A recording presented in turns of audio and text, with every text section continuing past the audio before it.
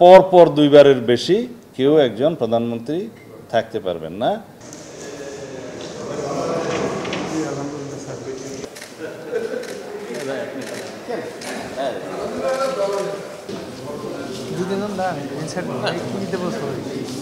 আমরা মেয়াদ, রাষ্ট্রপতির মেয়াদও 5 বছর, সংসদের মেয়াদও 5 বছর, সব কিছুর বিষয়ে আমরা 5 বছরের প্র্যাকটিসের মধ্যে থাকতে চাই। আর যেটা কি বললেন ওই নির্বাচনের ক্ষেত্রে, এক্ষেত্রে একটু ক্লিয়ার ধারণা দিই। প্রধানমন্ত্রী পদটা কিন্তু নির্বাচন হয় না।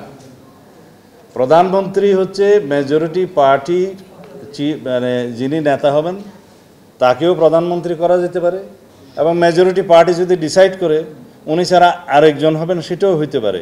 এটা ইলেক্টেড হয় না পার্লামেন্টের সংসদ সদস্যের মাধ্যমে। It is all about the majority party matter. ওই পর্যন্ত আসি নাই, আসলে বলবো। তারপরও বলে রাখি যে আমরা আমাদের প্রস্তাব যেটা, এটা হচ্ছে যে not more than 2 consecutive terms, অর্থাৎ পরপর দুইবারের বেশি কেউ একজন প্রধানমন্ত্রী থাকতে পারবেন না। তার মানে দাঁড়াচ্ছে যদি দুইবারের পর একবার গ্যাপ হয়, তার পরবর্তীকালে যদি জনগণ নির্বাচন করে সেই পার্টিকে মেজরিটি পার্টি হিসাবে, সেই পার্টি যদি ডিসাইড করে তাহলে সেই একই ব্যক্তি প্রধানমন্ত্রী হতেও পারেন।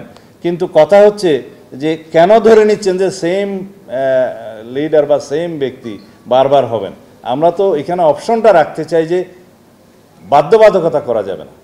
যেমন একজন ব্যক্তি যে তৃতীয়বার আবার এসে প্রধানমন্ত্রী হতে পারবেন না এক টার্মের পরে, সেই বিষয়ে কোনো বাধ্যবাধকতা করা যাবে না। হতে পারবেন, নাও হলে সেটা সেই পার্টির বিষয় থাকবে। এটা Democratic practice. Which is important is জনগণ যদি থ্রু ফ্রি ফেয়ার ইলেকশনের মাধ্যমে কেয়ারটেকার সরকারের সিস্টেমে যদি কোনো পার্টিকে মেজরিটি দেয়, তার মানে জনগণ তাদেরকে চায়। তাহলে সোভারেন জনগণের ইচ্ছা যেভাবে প্রতিফলিত হওয়া উচিত সেভাবেই হবে। ধন্যবাদ।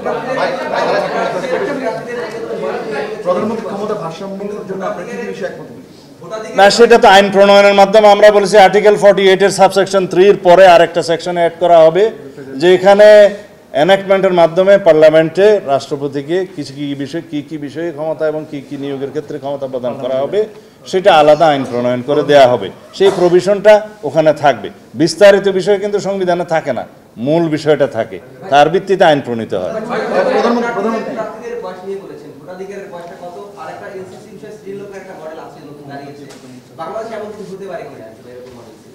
শ্রীলঙ্কা বাংলাদেশের ক্ষেত্রে কি মডেল হতে পারে?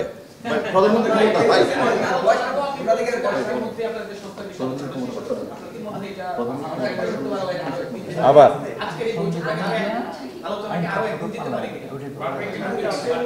আমি বলতে পারবো না, তবে আমরা আজকেই শেষ করতে পারলে খুশি হব।